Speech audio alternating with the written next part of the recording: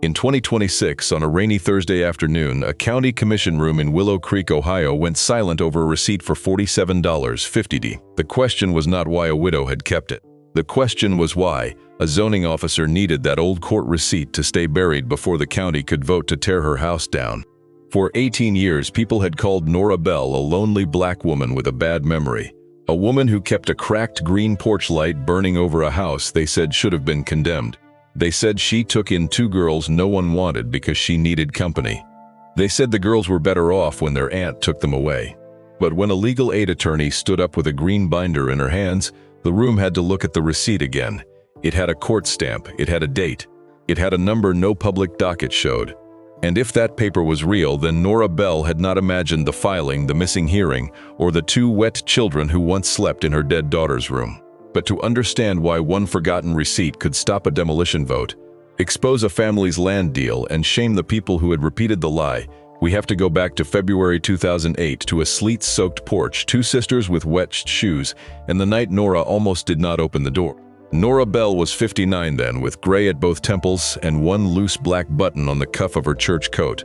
She lived in a narrow white house on Polk Street, 3 doors down from the freight tracks, where the walls trembled every night at 11:06 when the eastbound train dragged through town.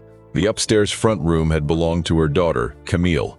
Camille had died in 1999, 3 weeks before Thanksgiving, when a delivery truck slid through a red light on Route 18. Nora kept the room dusted because she had never learned what else to do with a room once a child was gone.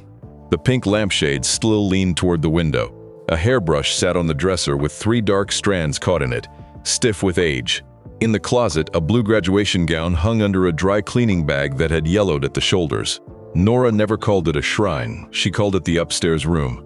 By 2008, she had worked 26 years at Willow Creek Elementary, first as a cafeteria aide, then as the attendant secretary.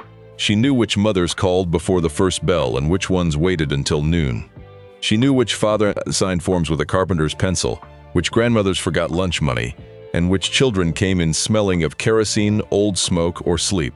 Her desk was outside the principal's office, beneath a bulletin board that sagged every winter. She kept a plastic of cheap pens, a jar of peppermints, and a drawer full of forms no one ever thanked her for saving. On February 18, 2008, sleet began before dismissal. It tapped against the school windows like thrown rice. By 3 o'clock, buses were running late, children were crying over wet mittens, and the hallway smelled of damp wool and floor wax. Nora was sorting absence slips when Principal Harlan stepped out of his office holding a folded emergency contact form. "Nora," he said, "you know the Parker girls?" Everybody knew the Parker girls by sight. Ruth Ann was 12, thin-shouldered, watchful, with a habit of counting the ceiling tiles when adults argued. Lacey was 9, small for her age, with a pink plastic barrette that never stayed clipped. Their mother, Dana Parker, had come into the school office 3 weeks earlier wearing a winter coat with the zipper broken and asked for 2 copies of the lunch assistance form. She had written Nora Bell's name in shaky blue ink under emergency contact. Nora remembered because Dana had spelled her own street wrong. "She wrote me down?" Nora asked. Principal Harlan tapped the form with 1 finger, only local adult. Outside his office, Ruth Ann stood with her backpack straps pulled tight in both fists.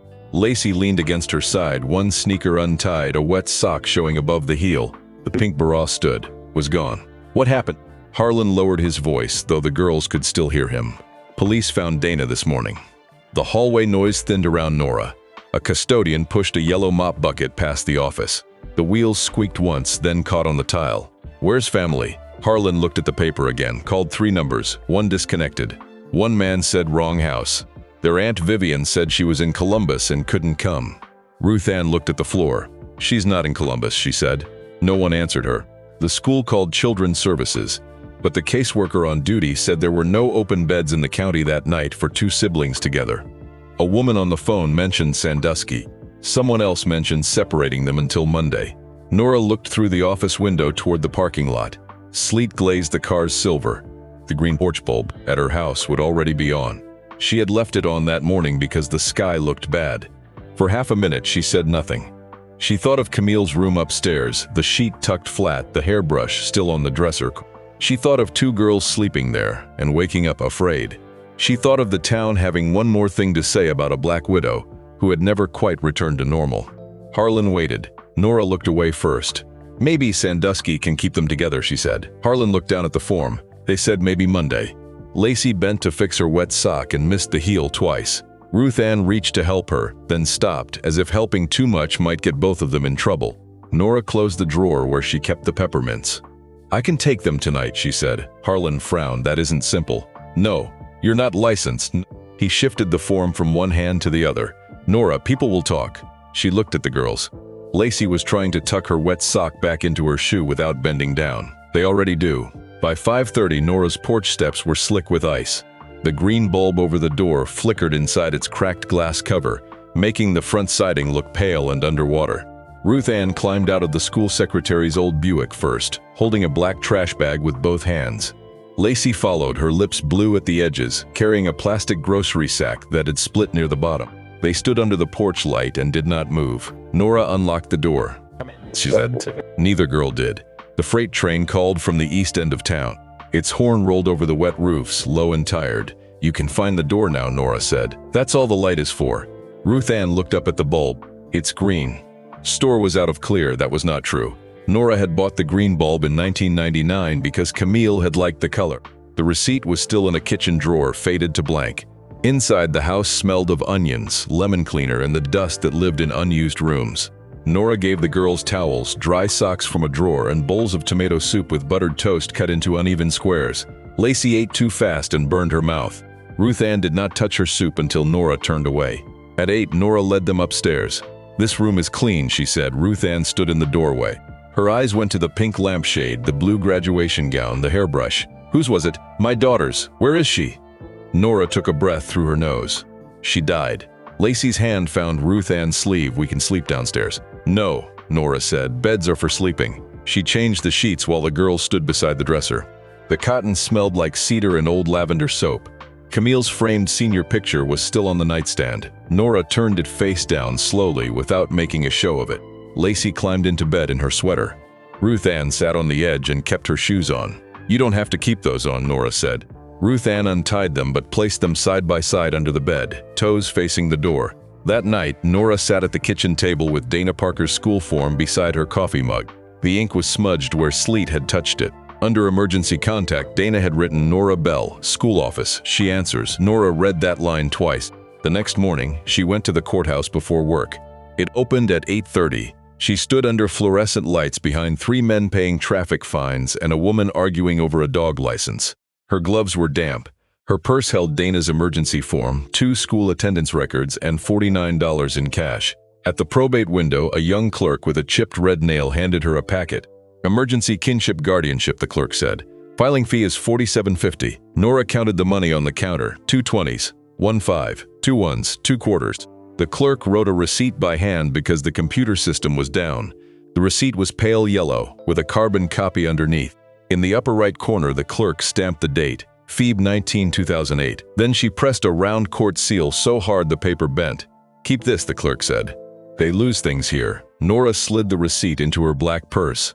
Who's they? The clerk glanced toward the back offices. Everybody. Nora filed the petition before lunch. That evening, Vivian Parker came to Polk Street in a tan coat with brass buttons and shoes too thin for the weather. She was Dana's older sister, and everyone in Willow Creek knew her from church fundraisers and the county fair committee.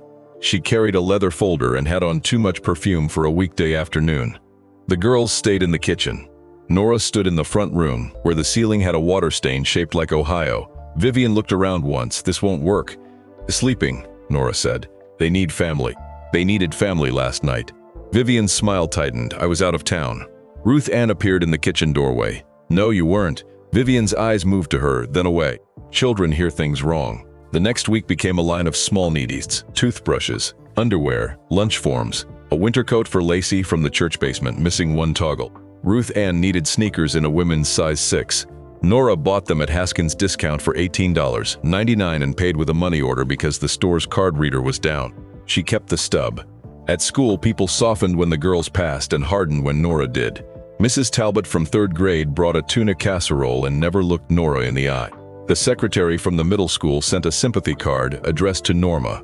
Someone left a grocery store cake in the teacher lounge with blue icing that read, "Good luck, Parker kids." Nobody had asked the girls if they liked cake.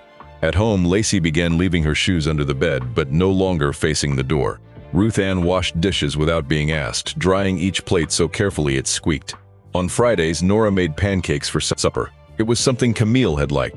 The first time, Lacey poured syrup until it ran over the edge of the plate. Ruth Ann reached to stop her, then pulled her hand back. Nora set down a dish towel. Let her ruin one plate. Lacey looked up, syrup on her chin. Nobody yells? Not for syrup. After 3 weeks, Children's Services allowed the girls to remain with Nora pending review. After 6 weeks, the court had not scheduled a guardianship hearing. When Nora called, the clerk said she could not find the docket entry. "I have the receipt," Nora said. "Then bring it in." She did, on a Tuesday with hard rain slanting across Main Street. The woman at the probate counter was not the same clerk. She took the receipt, disappeared into the back, and came out 10 minutes later with her mouth set flat. "This was never entered, but it was filed." "I can't say that." Nora pointed to the stamp. "It says court." The woman lowered her voice. "Mom, I only know what's in the system." Behind Nora, someone in line sighed. Nora should have asked for a supervisor. She knew that later. She had worked school records long enough to know how paper disappeared when nobody made noise. But that morning, under the courthouse lights, with 3 people waiting behind her and one woman looking at her like she was holding up the county, Nora folded the receipt and put it back in her purse. "Thank you," she said, though there was nothing to thank. Outside, rain hit the sidewalk hard enough to bounce. She sat in the Buick with both hands on the steering wheel and did not start the engine until the windows fogged. That night, Nora put the receipt in a green 3-ring binder labeled Filed Copies, 2008. She added Dana's emergency form, the money orders, stubs, school absence notes, doctor appointment cards, and certified mail slips from letters she had sent to Children's Services. She wrote dates in the margins with a cheap blue pen that skipped when it reached the bottom of the page. On April 11, Vivian came back with a temporary custody order. It was signed, it was stamped, it was real. 2 county workers stood behind her on the porch. One held a clipboard against her chest as if it could keep off the rain. The green porch light flickered above them in the late afternoon gloom. Nora read the order 3 times. There was supposed to be a hearing. Vivian smoothed the front of her coat. There was. "No one notified me. You're not family." From upstairs came a sound like something dropped. Then Ruth Ann came down holding Lacey's hand. Lacey had put on Camille's old cardigan over her school shirt, though the sleeves covered her fingers. Nora folded the order carefully. If she folded slowly, her hands would not shake. "Let me pack their clothes." Vivian glanced at the workers. They came with nothing. Nora looked at her. "They don't have nothing now." She packed 2 grocery bags and Camille's small red suitcase with the stiff handle. Ruth Ann kept her chin up until she reached the porch. Lacey turned back at the bottom step. "What about the light?" Nora stood inside the doorway. "I'll leave it on." Vivian touched Lacey's shoulder. "Come." Ruth Ann looked past her aunt, straight at Nora. "You filed papers," she said. Nora nodded.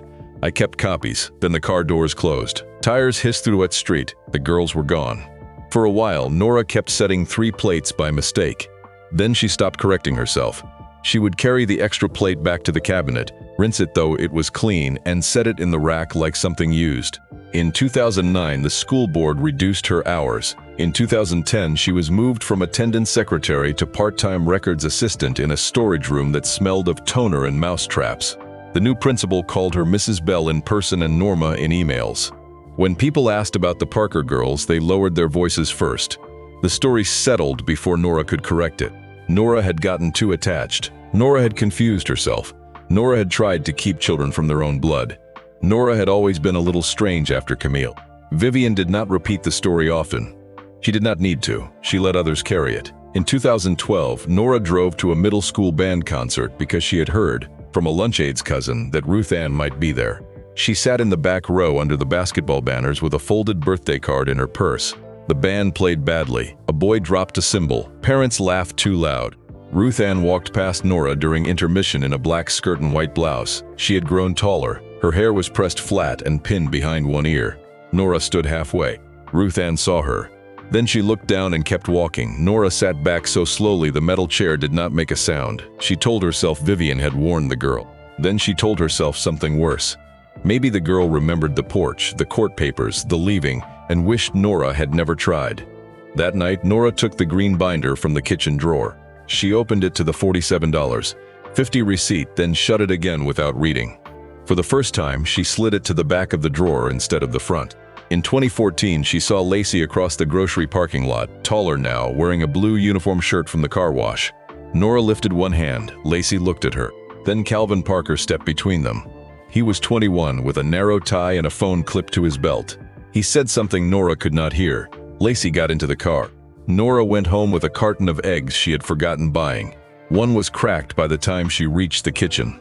She put the unmailed birthday card in the green binder and did not open the drawer again for 6 months. Years moved by in receipts. A furnace repair in 2015, $312.70. New porch steps in 2017, paid in 2 installments.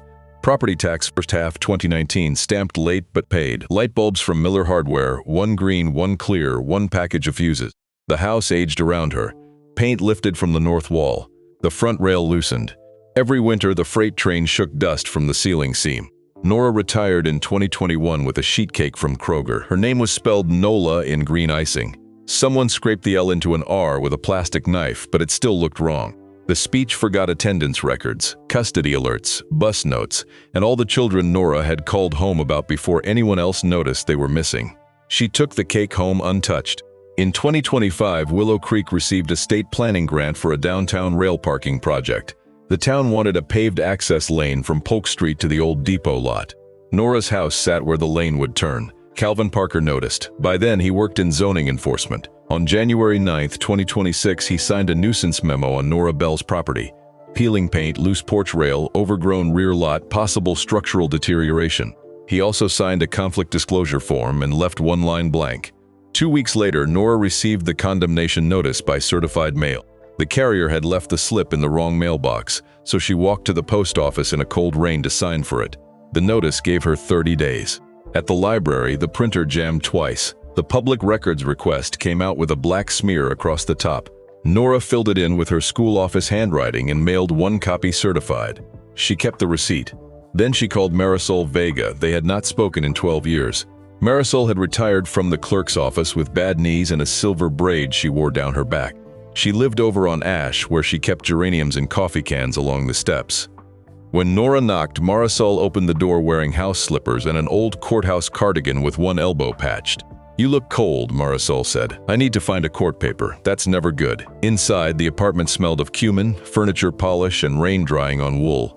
Marisol set 2 mugs on the table. The coffee was weak and already cooling. Nora laid out what she had brought: the condemnation notice, the old school form, 3 certified mail receipts, and a photocopy of the $47.50 court receipt.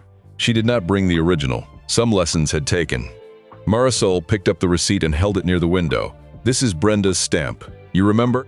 "I remember mistakes." The docket entry disappeared. Marisol looked at her then. "When 2008, sat back. The radiator knocked once, then went quiet. That was before the flood." Nora folded her hands. "Can you find it?" "Maybe." Nora nodded once. They went to the courthouse on a Wednesday morning when the rain had turned to a cold mist. The basement stairs were closed to the public, but Marisol knew the maintenance supervisor and called him Junie, though his name tag said Gerald. He unlocked the storage room behind the old voting machines and left them there with a flashlight, 2 pairs of latex gloves, and a warning about mold. The room smelled like wet cardboard that had dried badly. Fluorescent bulbs hummed overhead, one of them flickering near the back wall. Voting booths leaned folded against cinder block. Boxes sat in uneven stacks marked probate 2007, dog license, minutes, old tax maps. Some labels had bled into brown ghosts. Nora stood in the doorway with her purse clutched under one arm. Marisol pointed. "Receipts first." They opened boxes for an hour. Paper cuts appeared along Nora's fingers. Dust clung to Marisol's wrists.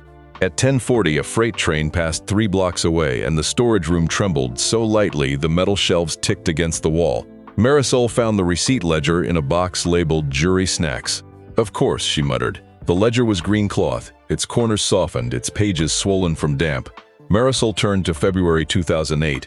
Her finger moved down columns of names and amounts. Then it stopped. Bell Nora, emergency kinship guardianship petition. Parker minors 4050. Receipt 2187B, FEB 19-2008. Beside it, in a different hand, someone had written, "Hold for review." Nora stared at those words. Marisol did not speak for a while. Finally, Nora said, "Review by who?" Marisol turned another page. There was a note paper clipped to the back, the clip rusted orange. The note had no letterhead, just a county memo slip and a line in black ink. Related party objection.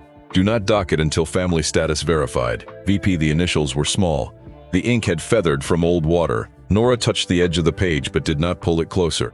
"Vivian Parker," she said. Marisol breathed out through her nose. "Maybe, who else?" Marisol closed the ledger halfway. "Nora, this proves it came in. It doesn't prove everything." No, the court had not simply lost her filing. Someone had paused it. Above them, a door opened and shut. Footsteps crossed the floor. Marisol slipped the photocopy of the ledger page into her folder after Junie made it at the maintenance copier. The copy came out crooked, with a dark line down the left side. "Good enough," Marisol said. "It has to be." "It is." When Nora got home, the kitchen drawer finally opened after she worked a butter knife under the swollen wood. The green binder came loose all at once, dropping old receipts across the linoleum. A money order stub slid under the stove. Nora got down slowly, knees cracking, and reached for it with a yardstick. There were more papers than she remembered. Doctor visit Lacey Parker, March 3, 2008. Shoes, Ruth Ann, size 6, $8, $10. 99. Certified letter to Children's Services, March 12. Returned birthday card, 2012. A photocopy of Dana Parker's emergency form. A note in Ruth Ann's handwriting on a torn spelling worksheet. "Thank you for not making us go separate." Nora sat on the floor beside the open drawer until the light changed in the room. At 5:30, someone knocked. Calvin Parker stood on the porch in a gray rain jacket with the county seal over the pocket. He had put on weight since Nora last saw him at the grocery store. His face was still narrow like Vivian's but tired around the eyes. "Mrs. Bell," the green bulb above him flickered. "I'm Ms. Bell." He glanced at the porch rail. "I'm here about the property notice. I requested the file. You did." "Being processed." Nora said nothing. Calvin looked toward the side yard where weeds had grown along the fence. "There may be options: voluntary transfer, relocation assistance, less stressful." "For who?" He rubbed his thumb across the seam of his folder. "The town has plans for that corridor." "You mean the parking lot? Access lane. My house is in the way." His mouth moved before words came. "It's not personal." Nora looked past him to the street. Rain made small rings in the pothole at the curb. "Your mother said that once." Calvin's eyes shifted. "I don't know what you mean." No. He stepped back. "Attend the hearing." "I will." After he left, Nora watched his car turn at the corner. The taillights smeared red in the rain. Then she opened the county file Marisol had helped her request. It had arrived by email to the library and been printed by a young librarian who whispered, "This is a lot of pages." Inside was the inspection memo, the nuisance notice, photographs of her porch from bad angles, a meeting agenda, and near the back a copy of a draft development plan, Willow Creek Depot Access and Parking Improvement. Parcel 12409. Bell Residence, proposed clearance subject to nuisance abatement attached. Was a letter from Parker Community Holdings offering to purchase 2 adjoining lots for $1 if the county cleared access. Nora read the name again. Parker Community Holdings. Vivian's address appeared on the tax mailing line. She set the paper down beside the green binder and pressed one hand over both. It was worse than a loose rail. It was a lane. It was land. It was the kind of thing that happened in daylight with agendas, signatures, and men saying improvement into microphones. The hearing was scheduled for March 5, 2026. That morning, rain washed the last dirty snow from the courthouse steps. Nora wore her black dress, the one with the mended hem, and Camille's small gold watch. The watch had stopped at 2:17 years ago. Nora had never fixed it. Ruth Ann came to the house at noon. Nora did not know her at first. She was 30 now, tall, with her hair pulled back and a navy suit darkened at the shoulders from rain. She stood under the green porch light holding a leather briefcase in one hand and a folded umbrella in the other. Nora opened the door. The woman looked at her for 3 seconds too long. "Ms. Bell?" Nora held the door frame. "Yes, it's Ruth." No car passed. Ruth Ann Parker had the same eyes, only steadier. A small scar crossed her lower lip. She had a Bar Association pin on her lapel and a cheap blue pen tucked behind one ear. Nora stepped back. "Come in out of it." Ruth Ann entered and wiped her shoes on the mat twice, as if someone had once taught her not to track water on clean floors. In the kitchen, she stood before the table where the green binder lay open. "I looked for you," she said. Nora touched the back of a chair. "I wrote." "I know." Ruth opened her briefcase and took out a stack of Pacat records. Social Security notices, pay forms, school withdrawal papers. A notarized statement signed by Vivian Parker on March 4, 2008, claiming the girls had been living with her since February 1. Nora looked at the date. They were here.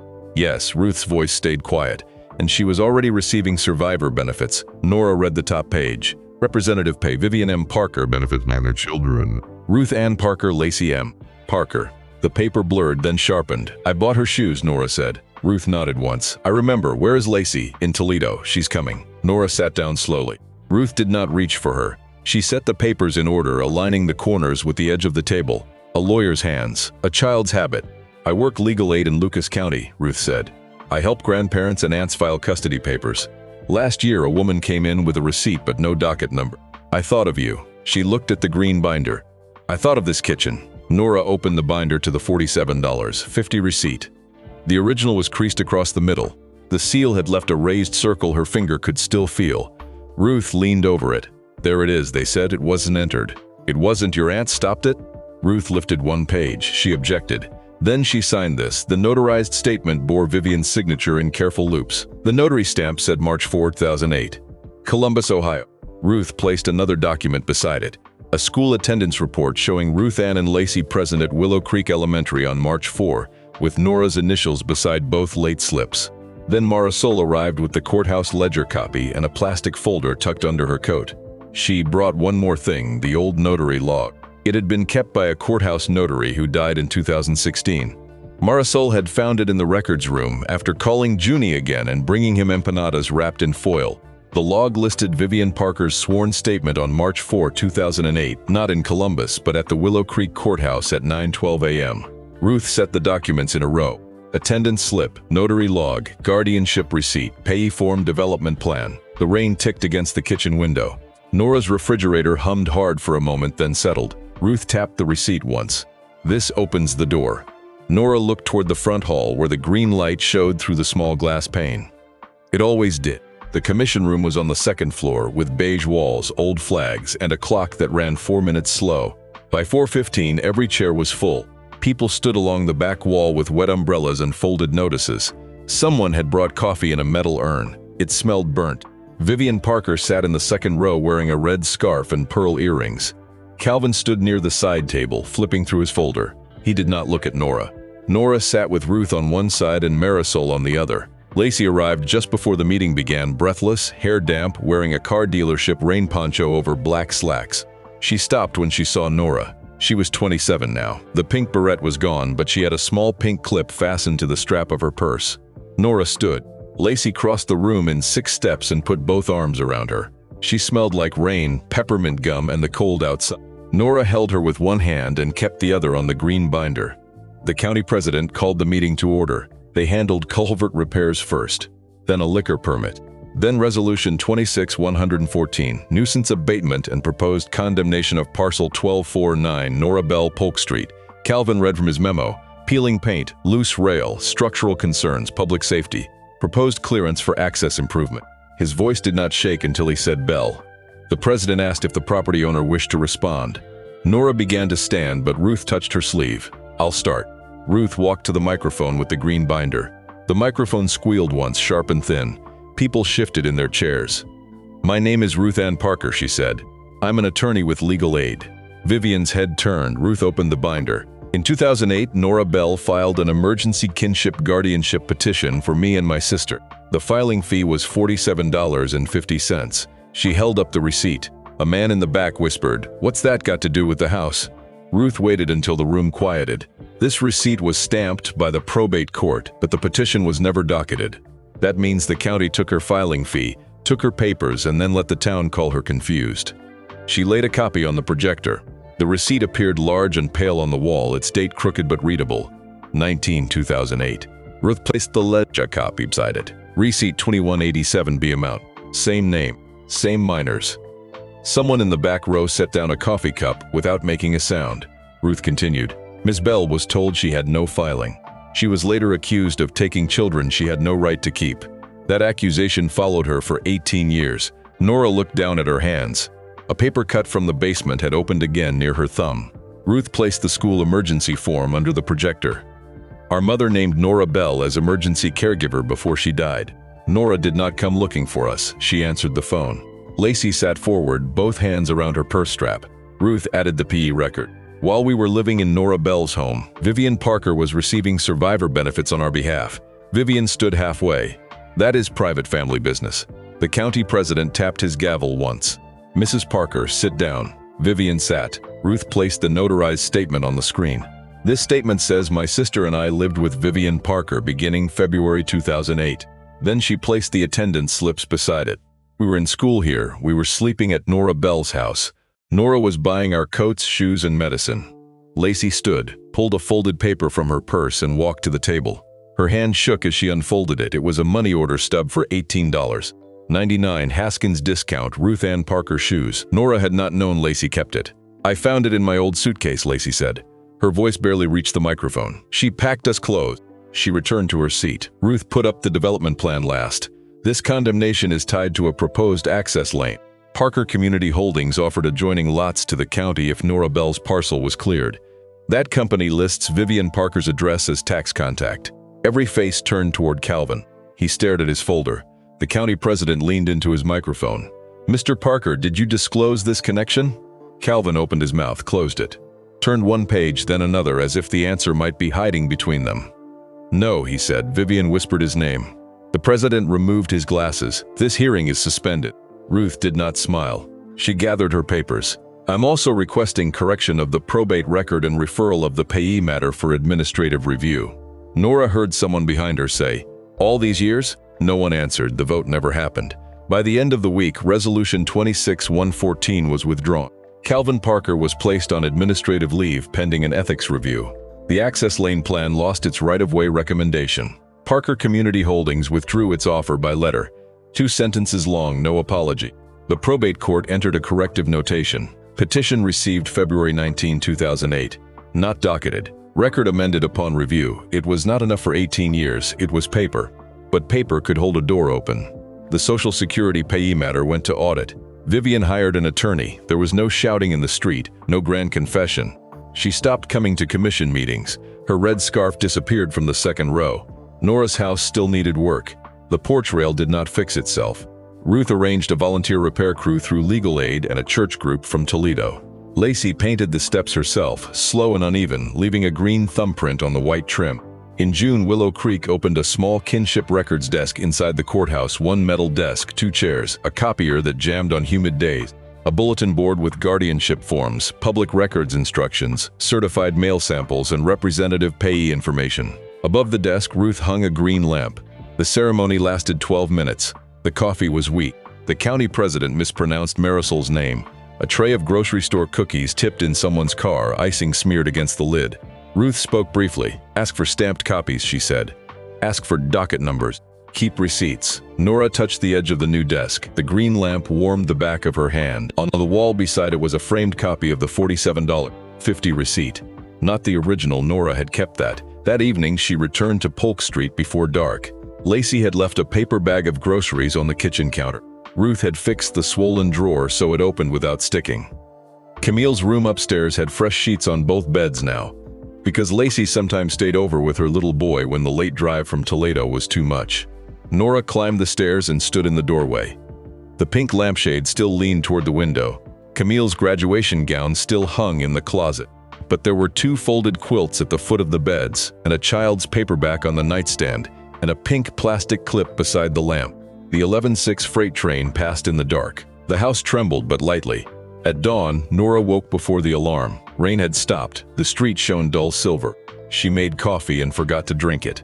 Then she opened the front door and stepped onto the porch. The cracked green bulb was still burning. For years she had left it on because 2 girls might need to find the door. Then because they were gone. Then because turning it off felt like saying something she did not mean. Now, across town, in a courthouse room that smelled of paper and floor wax, another green light waited above a desk where no one would have to ask for proof alone. Nora reached up carefully and turned the porch light off. The morning stayed green for a moment in the glass. Then it cleared.